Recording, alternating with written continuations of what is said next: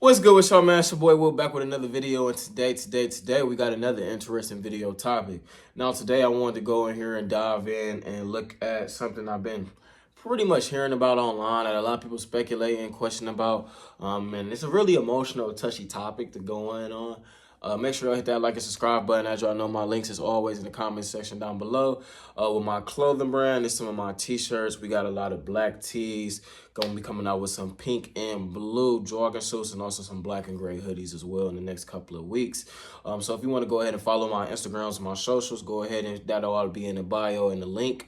But today we're gonna talk about this Nick Chubb contract situation. So, whew, man, this is a tough one.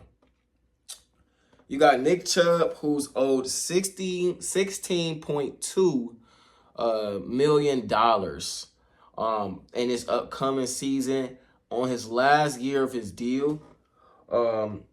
And coming off one of the most gruesome knee injuries that you can pretty much go through on a football field or witness on a football field. But it wasn't as bad as we originally thought. You know, it was an MCL. The ACL wasn't completely tore. He got to repair it. So it wasn't completely awful. He's on crutch. He was on crutches. He's off of crutches now. I'm 99% sure I've seen him without crutches walking around during the playoff game.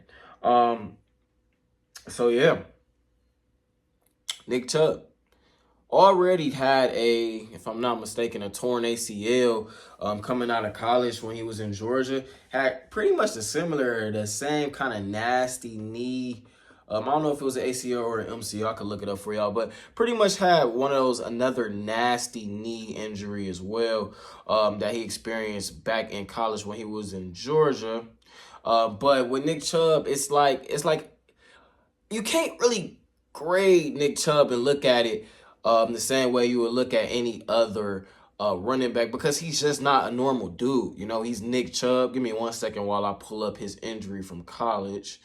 But, you know, you can't really go ahead and just say that Nick Chubb's hey, he's about to turn 30.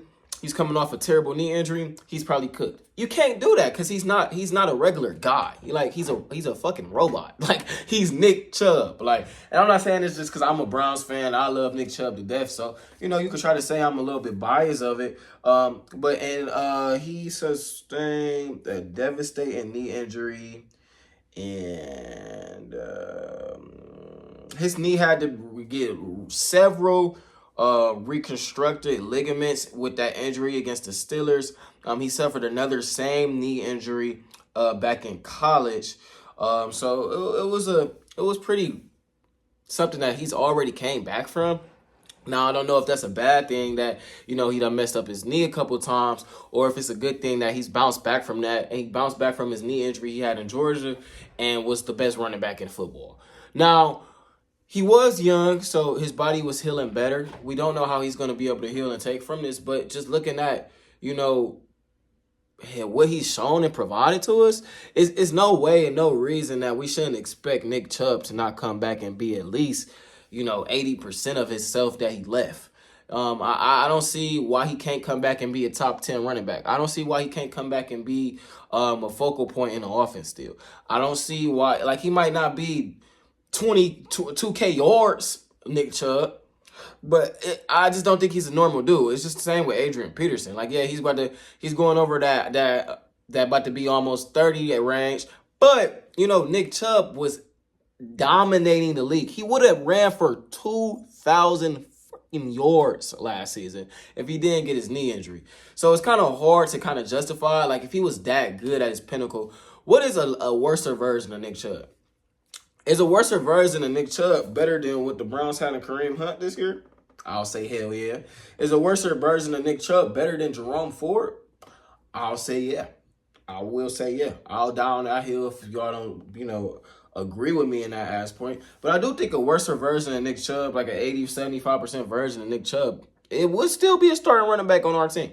Now, that doesn't mean Nick Chubb should be the starting running back on the team. We probably want to go ahead in the draft and draft a running back, try to draft one of those guys out there so we could have somebody here as the one or running back 2 while Jerome Ford is the running back one first couple of weeks, and then Nick Chubb comes back. You let Ford be the running back one, and then Chubb mix in, and then Chubb eventually take over the role. Move Jerome Ford to the 2, and have whoever we draft kind of just be on the undercut under the scene. Maybe do a couple of gadget plays, not a gadget plays, but catching out the backfield, working on pass blocking and developing in that way, keeping their knees healthy. I don't know how far we're gonna go with Jerome Ford.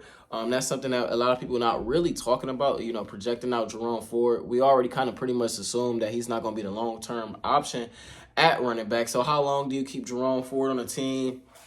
How many snaps does Jerome Ford get in his next upcoming season? If the Browns draft a guy, Nick Chubb comes back off an injury, and then it's Jerome Ford. Like, who gets demoted? Who gets the low end of the snaps? Because, yeah, you could say, hey, the new rookie, he don't need to run the football. We gonna lower his snap count. Cool. Do you give Jerome Ford more snaps that's not showing that he's pretty much good?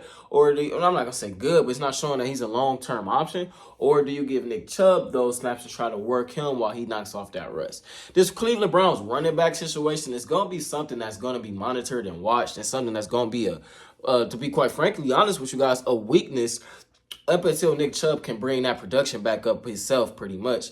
We're going to have, unless we giving snaps to a rookie, which I doubt with us having already Jerome Ford and Nick Chubb coming off an injury, I don't see who else could really elevate this room. Right now, this room is going to pretty much stay at where it's at right now until Nick Chubb or a rookie, given that opportunity to even do so, is able to elevate the room and put it past where it's going. So we're going to expect a lot of passing out of the out of the quarterback going into the going into week 1, week 2, week 3, Deshaun Watson's going to have to throw the ball 35 times, 9 times out of 10. Because I'm just not expecting us to have a good run game. The Knicks, it's looking pretty obviously like we're going to play the Eagles in Brazil, opening up against the Eagles. We're probably going to have to pass that ball. We'll talk about that in a later video. I'm actually going to drop a video on how I feel about us going to Brazil and playing them.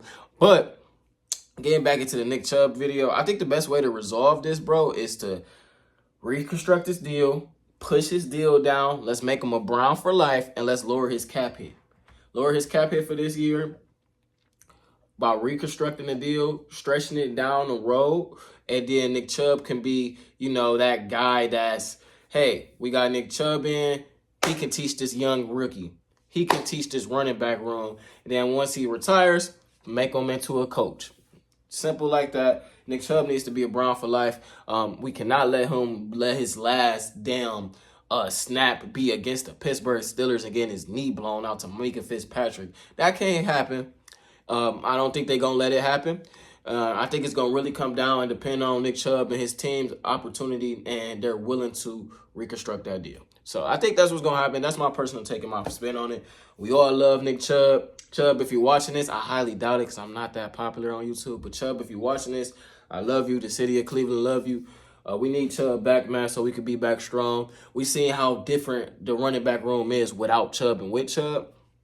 And especially now, you don't really want Deshaun Watson running the football. So if we're not going to be getting that type of them runs where Deshaun Watson's leading the team second in rushing, that shouldn't happen. We should have Chubb or X-player, then maybe Deshaun Watson at third leading rusher. We don't want Deshaun Watson to be the second leading rusher. He's already been injured. I said hindered. He's already been, I was about to say hindered, but he already been injured multiple times from scrambling, from taking hits. We need him to stop running as much as we can, leave that up to the running backs, and have Deshaun Watson run as much as about Pat Mahomes runs. That's to be the focal blueprint for the Cleveland Browns.